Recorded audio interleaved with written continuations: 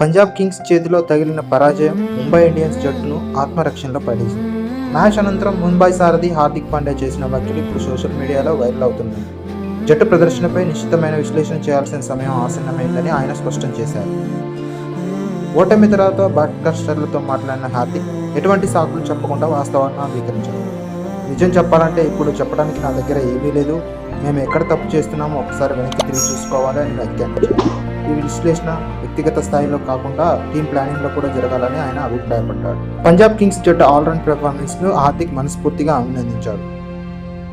వాళ్ళు మమ్మల్ని అన్ని విభాగాల్లో అవుట్ప్లే చేశారు. బంతి రివర్స్ స్వింగ్ అవ్వడం, సెకండ్ ఇన్నింగ్స్లో డ్యూ ప్రభావం ఉన్నప్పటికీ వాళ్ళ బౌలింగ్ మరియు ఫీల్డింగ్ అత్యున్నత స్థాయిలో ఉన్నాయి. వరుస పరాభవాల నేపథ్యంలో జట్టు భవిష్యత్తుపై హార్దిక్ కీలక వ్యాఖ్యలు చేశారు. ఇప్పుడు మేనేజ్మెంట్ ఒక ధర్మ సంకటంలో ఉన్నట్టు ఆయన మాటలను బట్టి అర్థమవుతుంది.